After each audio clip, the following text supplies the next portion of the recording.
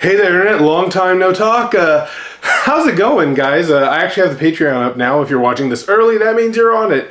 And if you're not, well, check out the Patreon. I have a couple things there for free. I do release these videos for free eventually, but this will also be an early release for Patreon subscribers. And I'm currently going through a reaction to Strip Law. I'll have some edited videos on YouTube, but you can catch the full uncut reaction on my Patreon. Anyway, guys, let's talk about my finals and midterms.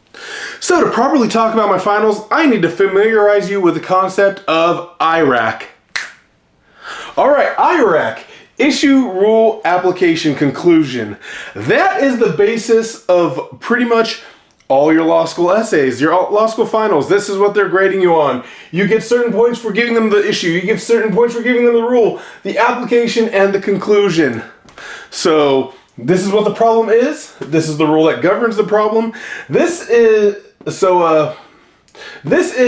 what's happening here, like the facts, and all of those combined give you your conclusion, what the result should be.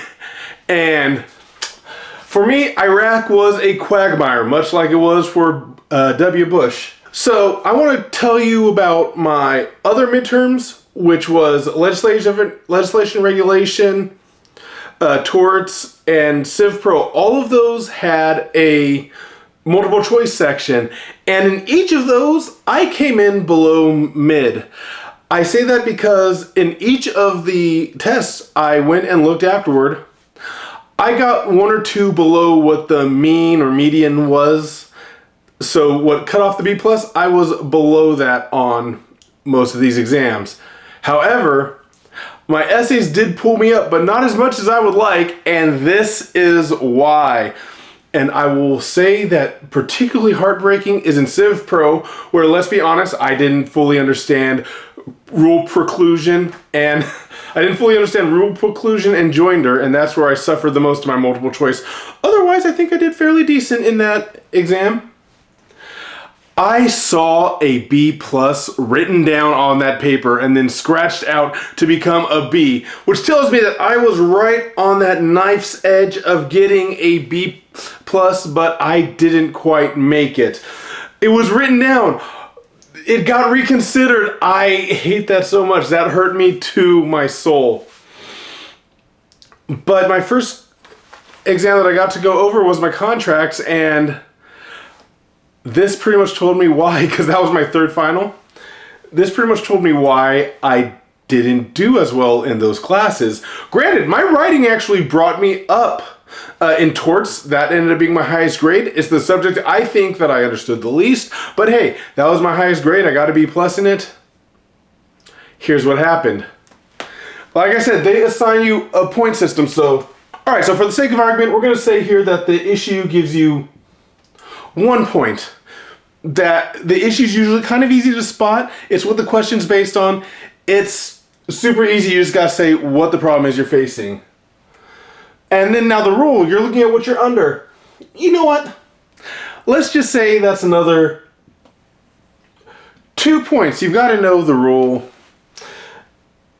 Now, here's where the big chunk of the points come from. Application.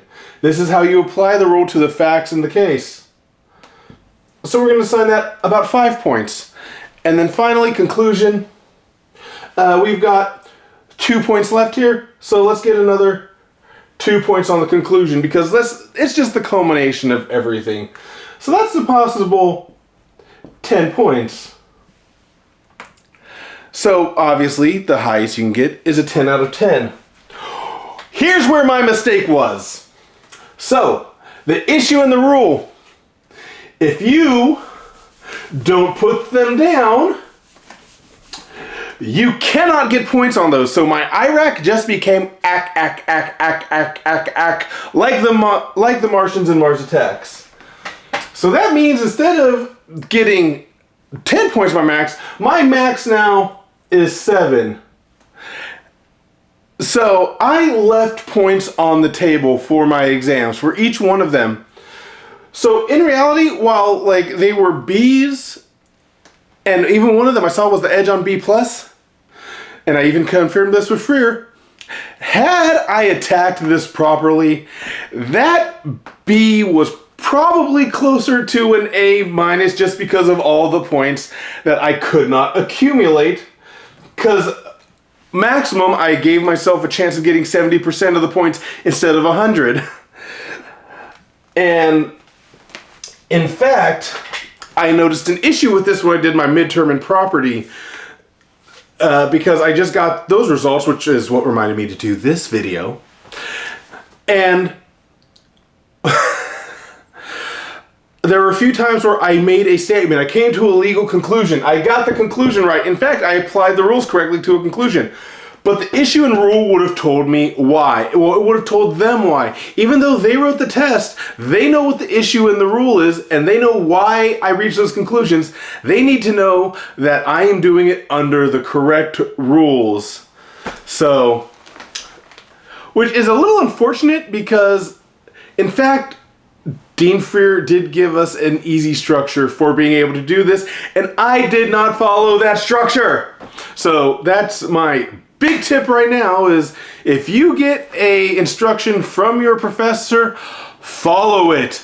That will be super helpful.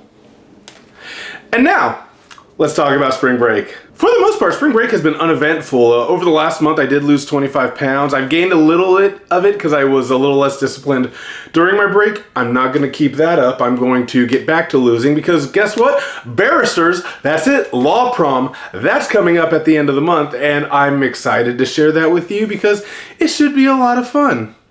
And in fact, the doctor's coming down for that. That should be a blast. I'm on my Patreon. I haven't been doing much lately. I am putting up reviews of Strip Law because I think that's an interesting show to give the perspective of a law student on it. It's ridiculous. I have the first episode up for free, so go to patreon.com/thebrokelawstudent and you can just watch that for free. I'm still having to do job applications. I am not one of those people who have been able to proudly announce anything online, but there is one that I'm really hopeful for, and I won't say where it's from, but I will say that they are looking for somebody that is willing to do social media for a bonus, so here's hoping for that. I also will say that I had a couple firsts here. I have my first affiliate deal, which once I get the product, I'll talk about it, but it's with the game Disbarred. I'm looking forward to playing it. It's a card game. Should be fun to film some videos, get some friends, or buy some friends.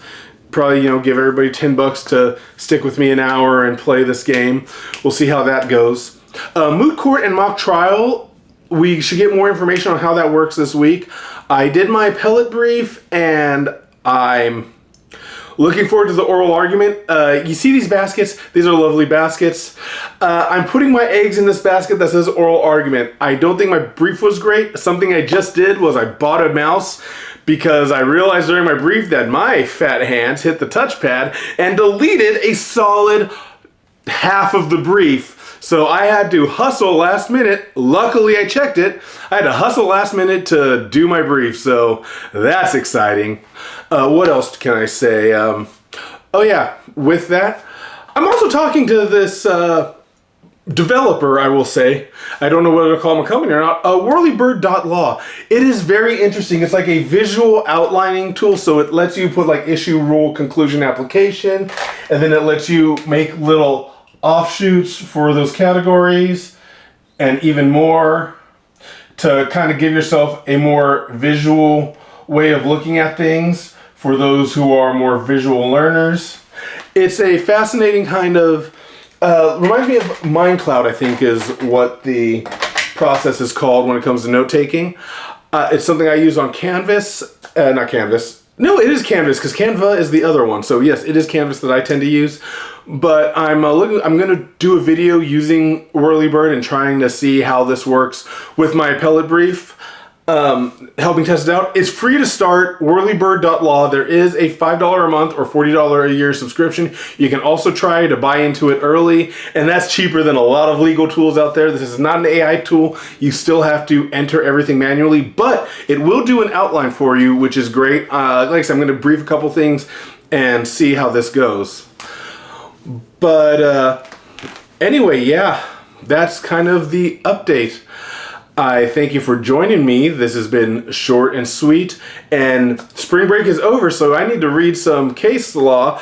Also, my constitutional law professor showed up on Mike Raffy's YouTube. Anthony Krice, who's over at Georgia State but is on loan to Emory, was talking about some recent gun legislation that happened in Georgia. And as my constitutional law professor, it was kind of cool to just let him know that happened. So, yeah. That's everything. If you have any questions, feel free to hit me up. Comment below. Hit like, subscribe, hit that notification icon so you can find out when I upload things. Go to the Patreon. You can even message me directly on there and find me everywhere else as The Broke Law Student. I appreciate y'all. Have a wonderful night. Peace out, party peoples. I will see you next time.